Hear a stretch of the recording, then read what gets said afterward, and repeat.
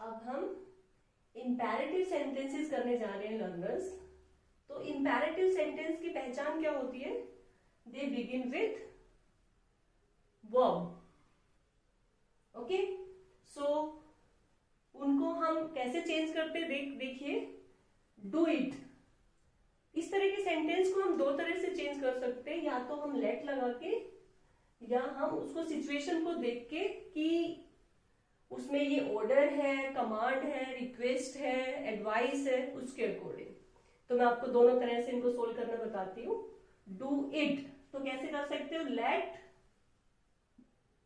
It, फिर B लगेगा और थर्ड फॉर्म ऑफ डन। तो क्या होगा? हम लेट से करेंगे तो लेट आ जाएगा, फिर जो ऑब्जेक्ट था उसको सब्जेक्ट बना दिया और उसके साथ बी लगती है, then third form of verb. और इसको आप कैसे भी कर सकते हो दूसरी तरह से अगर करना चाहो तो, do it, you are ordered to do it. अगर दूसरी तरह से लिखना है तो you are ordered to do it. तो आप इस तरह के क्वेश्चन को दोनों तरह से सोल्व कर सकते हो। नेक्स्ट देखिए, सेंड दिस मेल। तो कैसे करेंगे? लेट लगाएंगे, फिर सब्जेक्ट क्या था? This mail, let this mail, फिर आप क्या लगाएंगे? बी लगाएंगे और सेंड की थर्ड फॉर्म सेंट हो जाएगी। और अगर ये इस तरह से लिखना है, you are ordered to send this mail, ऐसे भी कर सकते हैं। नेक्स्ट देखिए, स्विच ऑन द लाइट। ये अगर हम किसी को ऑर्डर दे रहे हैं तो स्विच ऑन द लाइट, किसी से अगर रिक्वेस्ट कर रहे हैं तो you are requested to switch on the light. और अगर लेट से करना है, लेट, लाइट आ जाएगा, लेट द लाइट, फिर क्या आ जाएगा? बी, स्विच की थर्ड फॉर्म स्विच्ड ऑन। और अगर किसी से रिक्वेस्ट कर रहे हैं तो you are requested to switch on the light. Help him please, please लिखा है तो इसका क्या अर्थ है? यहाँ पे रिक्वेस्ट हो रही है, you are requested to help him. इसमें लास्ट में प्लीज, प्लीज की जगह रिक्वेस्टेड हमने यूज कर लिया तो प्लीज को डिलीट कर देंगे। नेक्स्ट है work hard. Work hard generally क्या लगता है? देखो ये वर्क है, hard is not an object. Okay, so इसमें किस तरह ये किसी को हम एडवाइस कर रहे हैं तो you are advised to work hard, you are advised to work hard, you are advised to work hard. shut the door, shut verb है, the door object है, दोनों तरह से कन्वर्ट हो जाएगा। let the door be shut, you can do it like this, let the door be shut, let the door be shut। और अगर आपको ये ऑर्डर है, किसी को ऑर्डर दे रहे हैं तो you are ordered to shut the door. अगर किसी से रिक्वेस्ट कर रहे हैं तो you are requested to shut the door. तो इस टाइप के क्वेश्चन में अगर आपको लगे कि ये ऑर्डर है या रिक्वेस्ट है, मुझे समझ नहीं आ रहा, तो अगर प्लीज लिखा है, काइंडली लिखा है तो आप रिक्वेस्टेड लिख लीजिए, अदरवाइज बाकी में आप ऑर्डर्ड करके कर सकते हैं। Next, let him solve this question. अगर क्वेश्चन लेट से बिगिन हो रहा है, देखिए यहाँ पे, और हम लेट से ही कर ही रहे थे तो कैसे होगा? लेट, अब इसके बाद लेट के बाद वाला हिम और दिस क्वेश्चन, हिम क्या है? सब्जेक्ट, दिस क्वेश्चन ऑब्जेक्ट, इनको इंटरचेंज कर देंगे। Let this question, let this question, अब हमें बी लगाना है, बी सोल्व की थर्ड फॉर्म कर देंगे, सोल्व बाय हिम का हिम ही रहेगा। Let this question be solve by him. Next देखिए, let her open the account, तो लेट का लेट हो गया, द अकाउंट आगे आ जाएगा, let the account be opened, open की थर्ड फॉर्म ओपन्ड बाय हर। नेक्स्ट देखिए, कीप टू द लेफ्ट, यहाँ पे कीप वर्ब है, टू द लेफ्ट ऑब्जेक्ट नहीं है, तो ये कैसे हो गया, एक तरह से आप एडवाइज कर रहे हैं, यू आर एडवाइज्ड टू, और ये ऑर्डर भी हो सकते हैं, you are advised to keep to the left. Next देखिए, kindly read the instructions, kindly word है, काइंड मतलब, काइंडली का मतलब क्या है, आप रिक्वेस्ट कर रहे हैं, तो कैसे लिखेंगे, you are requested to read the instructions,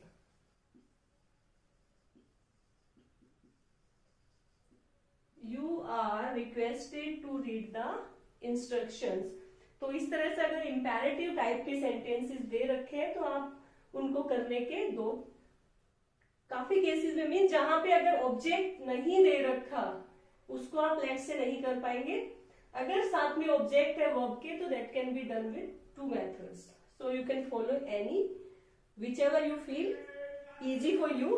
So now let's move on to the next one. So learners, अब हम करने जा रहे हैं सेंटेंसेस जिनमें इंफिनिटिव दे रखा है, infinitive means to plus first form of verb, okay. Infinitive अगर दे रखा हो तो हमें कैसे चेंज करना, let's see in these examples. I will have to do it, so इसमें क्या है, to do, to plus first form of verb, this is infinitive. So कैसे आप चेंज करेंगे, इट, फिर आप बाकी को एज इट इज ले लीजिए, इट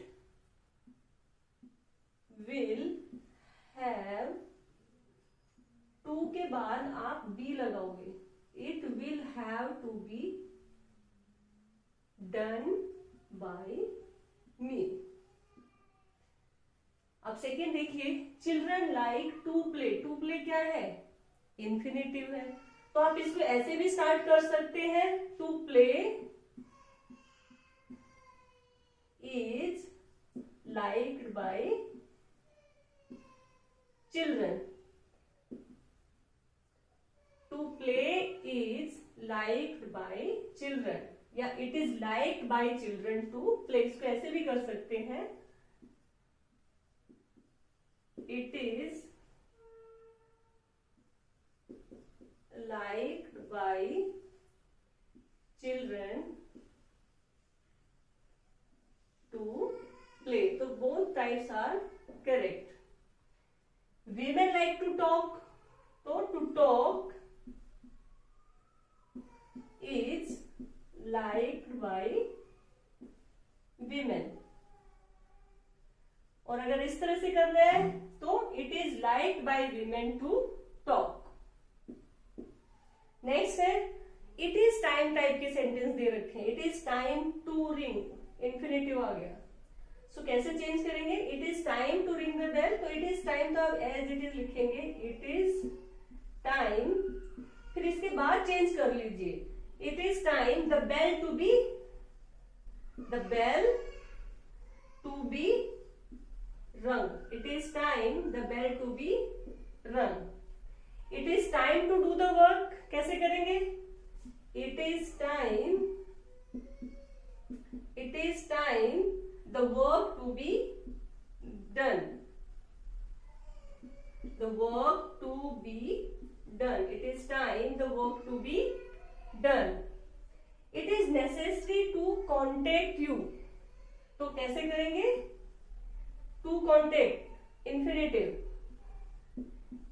इट इज नेसेसरी, इसमें आप ध्यान से देखिए, it is necessary for you to be contacted, It is necessary for you to be contacted. Next देखिए, I hope to win a prize. कैसे लिखेंगे? I hope a prize to be, I hope a prize to be won by me. I hope a prize to be won by me. So, आपने देखा होगा कि to infinitive में सब different different type के sentence होगा, अब इनका अलग अलग तरीका है, तो you just go through it thoroughly और थोड़ा इसको याद करने की कोशिश कीजिए। ठीक है, अब आगे बढ़ते हैं। सो लर्नर्स, अब हम how to change the sentence in passive if there is infinitive given in the active sentence. So let's see some examples with their answers. I will have to do it. तो infinitive आपको पता ही होगा कि to plus first form, that is to infinitive, and where infinitive only first form of verb होती है। तो उसमें इस तरह से चेंज करते हैं, इसको आपको थोड़ा याद करना पड़ेगा क्योंकि इसमें थोड़े डिफरेंट तरह से ही सेंटेंसेस चेंज होते हैं। I will have to do it. तो how will you do it? It will have to be done by me. तो it क्या है? ऑब्जेक्ट। it क्या आ जाएगा आगे? It will have to के बाद क्या आ गया? be done by me. It will have to be done by me. Next देखिए, चिल्ड्रन लाइक टू प्ले। इसको कैसे करेंगे? To play is liked by children. या तो आप इसको इस तरह से कर लीजिए या किस तरह से कर सकते हैं? It is liked by children to play. या तो आप इट इज से स्टार्ट कर लीजिए या टू प्ले से स्टार्ट कर लीजिए, बोथ आर करेक्ट। थर्ड देखिए, विमेन लाइक टू टॉक। इसको भी आप दोनों तरह से कर सकते हैं, जैसे आपने सेकंड सेंटेंस किया है, to talk is liked by women और it is liked by women to talk. अब इसमें to talk is the infinitive verb. Fourth sentence देखिए, it is time to ring the bell. अगर इट इज टाइम टू वाला अगर sentence है तो आप कैसे करेंगे? इट इज टाइम, उसके बाद इसको चेंज कर देना आपको, the bell to be rung. It is time the bell to be rung. Ring की third form rung. It is time to do the work. It is time the work to be done. It is necessary to contact you. So how will you do? It is necessary for you to be contacted.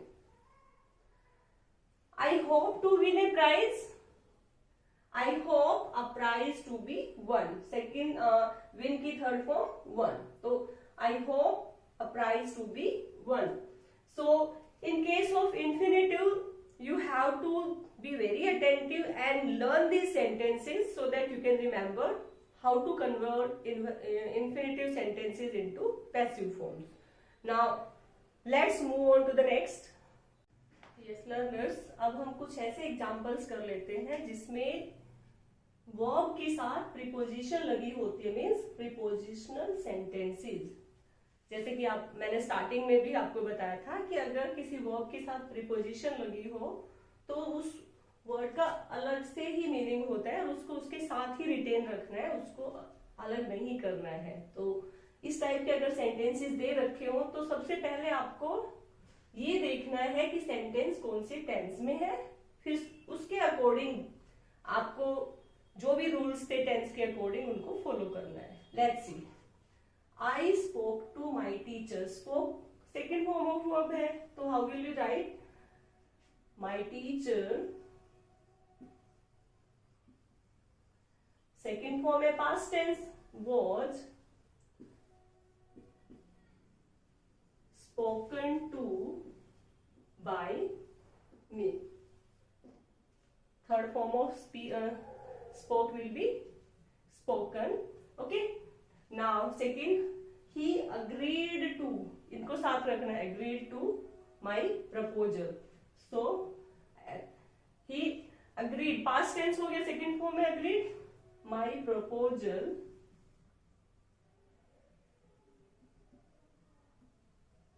was agreed to by him. Third देखिए, we listen to को साथ रखना है आपको. The listen past tense है, so how will you write? The guide was listened to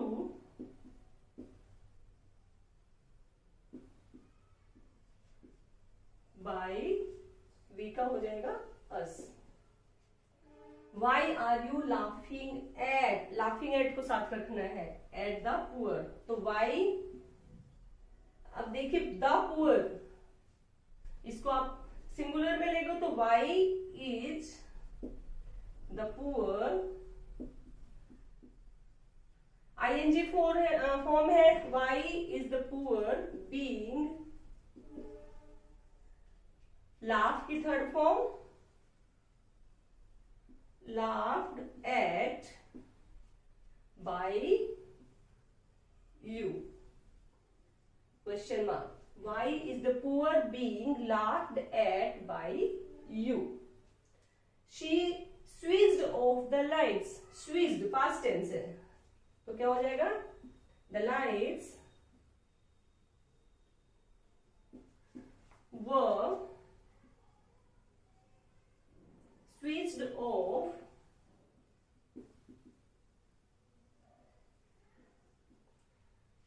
by her.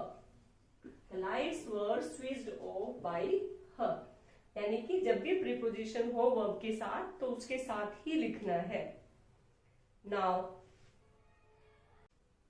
So learners, अब कुछ ऐसे सेंटेंसेस देख लेते हैं जहां पर हम बाय का यूज नहीं करेंगे, अदर देन बाय प्रपोजिशन का यूज करेंगे.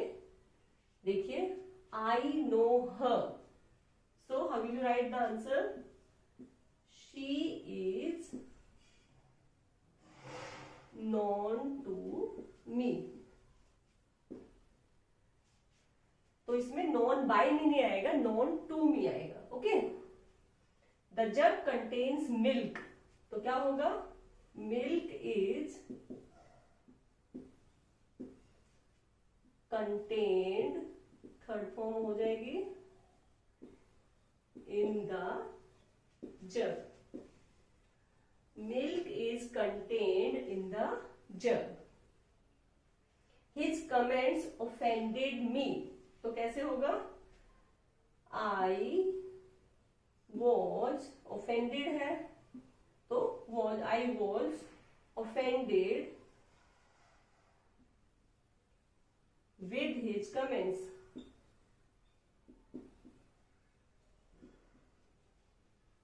तो by his comments नहीं आएगा, with his comments. His behavior pleased us. So us का क्या हो जाएगा? We.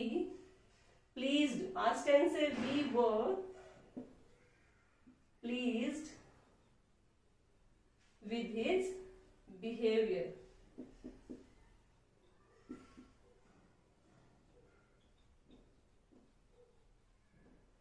नेक्स्ट देखिए, my friend surprised me, तो कैसे लिखेंगे? I am surprised at my friend.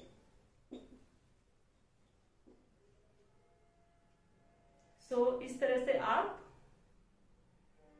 Other than by वाले सेंटेंसेस को करेंगे. इनका आप थोड़ा याद रखिएगा.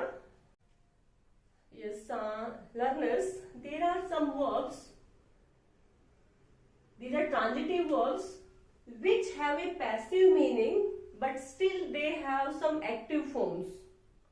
Such verbs are called quasi passive verbs. These are some examples of such verbs. Let's see. The rose smells sweet. तो smells is quasi passive verb. So इस तरह के सेंटेंस कैसे करेंगे? The rose is sweet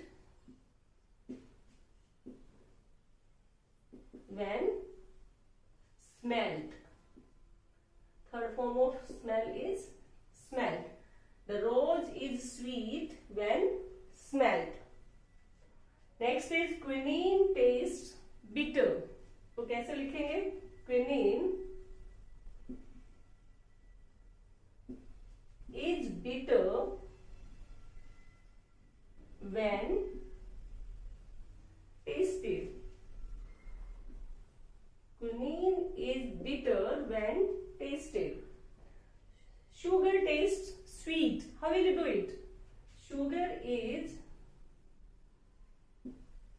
sweet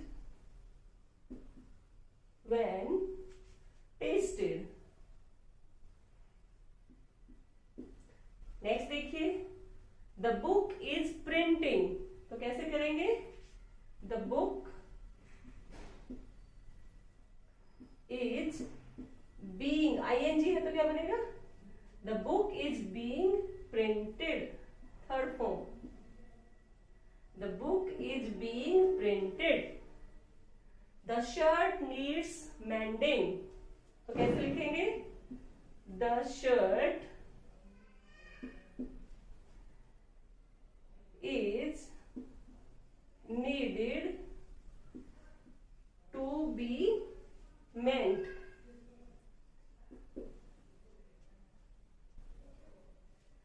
The shirt is needed to be mended. So it's not mend, it's mended. The shirt is needed to be mended. Next is the house is building. तो कैसे करेंगे? The house is being, ing form है, being, the house is being, and third form of build is built. तो अब देखते हैं sentence number 5.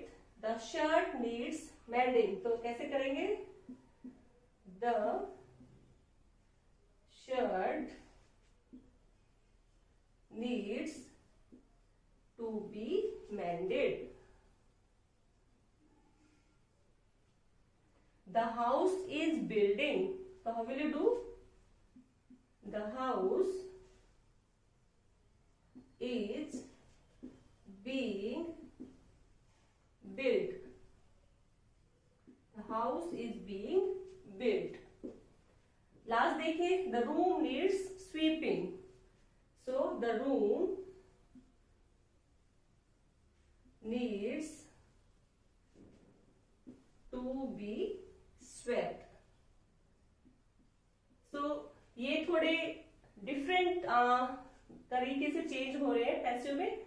It's better you learn it so that you can solve such type of questions.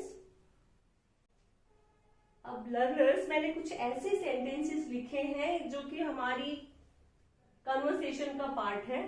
Mostly हम इनको use करते हैं day to day conversation में, but they are used in passive forms, just like duty must be done, the thief was arrested, promises should be kept. तो these all are passive sentences. Specially इस type के questions competitive exams में आते हैं, तो इनकी active form हमको अपनी समझ के अकॉर्डिंग हमें उसमें अप्लाई करनी है. Let's see how will be change them into active forms. Duty must be done. Who should do the duty? Who must have done the duty? ये तो I think it should be everyone. तो यानी कि मुझे मेरी duty करनी चाहिए, तुम्हें तुम्हारी ड्यूटी करनी चाहिए. तो how should we write? We will write one must do one's duty. One must do one's duty. अब ये thief was arrested. कौन अरेस्ट करेगा thief को? सोच सकते हैं, पुलिस. तो कैसे लिख सकते हैं? The police arrested the thief. Police arrested the thief. Promises should be kept. किसको? Everyone. तो आप everyone should keep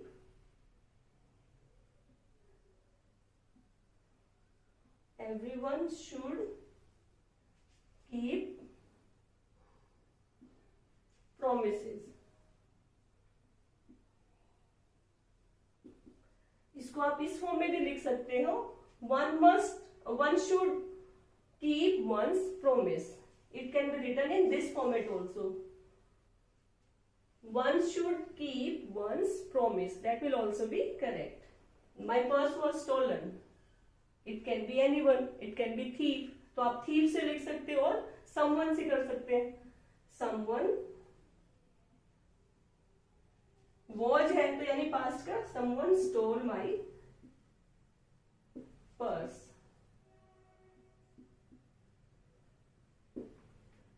So learners, these were the different types of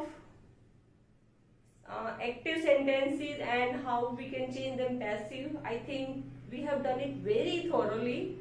आप वीडियो को रिवाइंड करके बार बार देखिए ताकि आपको एक्टिव पैसिव का कंसेप्ट बिल्कुल क्लियर हो जाए। और अगर आपने ये बड़े ही ध्यान से चैप्टर पढ़ा है मेरे साथ साथ, तो ये मैं गारंटी के साथ कह सकती हूँ कि आप कभी भी एक्टिव पैसिव के क्वेश्चंस में मार्क नहीं खाएंगे। So if you like my video, like and subscribe and press the bell button so that you can get the latest notifications.